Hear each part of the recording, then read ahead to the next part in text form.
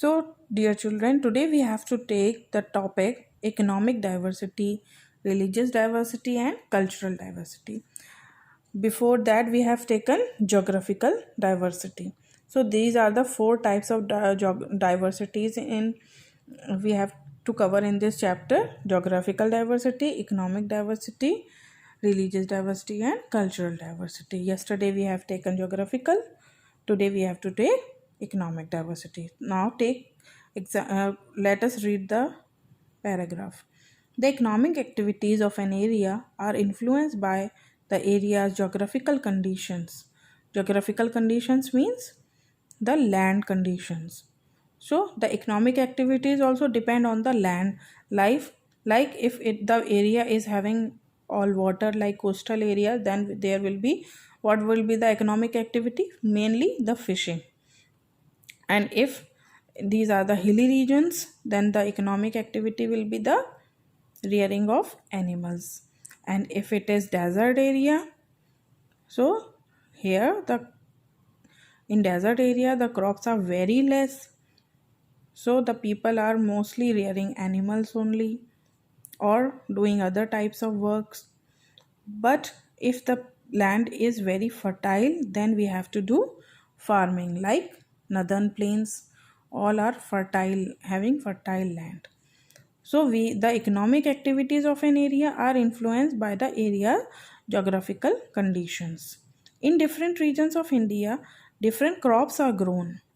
Agriculture is the primary occupation of people residing in the fertile northern plains. So I have already told you the northern plains are very fertile because there are so many rivers coming from the northern mountains.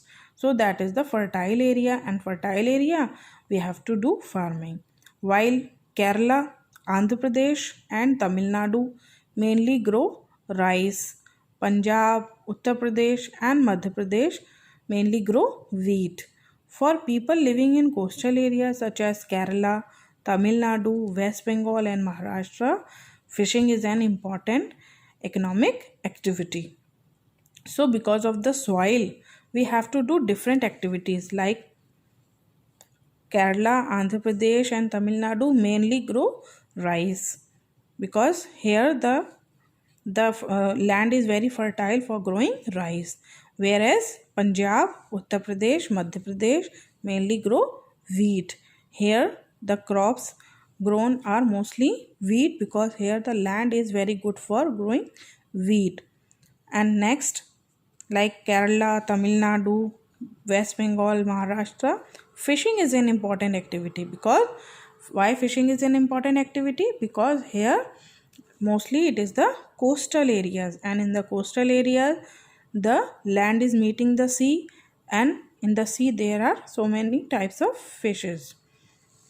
In cold regions such as Ladakh, very little agriculture is possible because mostly, why very little agriculture is possible? Because mostly the land is covered with snow because it is very cold area.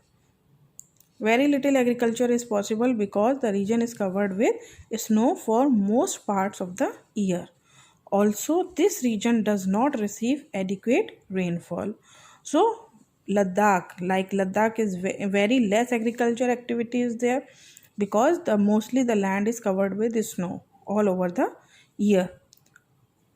So, rearing sheep, yaks is the main occupation. So here rearing sheep and yak is the main occupation of the people here.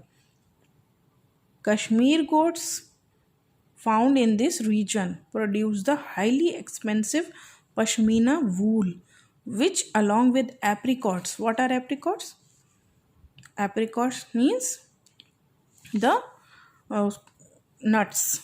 Different types of nuts are also there. So which along with apricots from the region's main exports.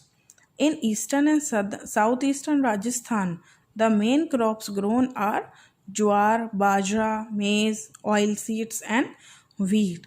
So in the area where the very less water is there, like Rajasthan, the main crops grown are Jowar, bajra, because jowar, bajra, maize, all these crops need very little water.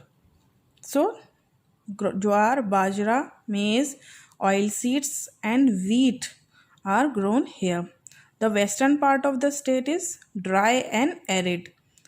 So, here we are dry area, here it is. So, the camel is the most important livestock reared here. So, mostly the people are rearing camels for different for transportation, for other activities, also for the milk products also camel is reared here.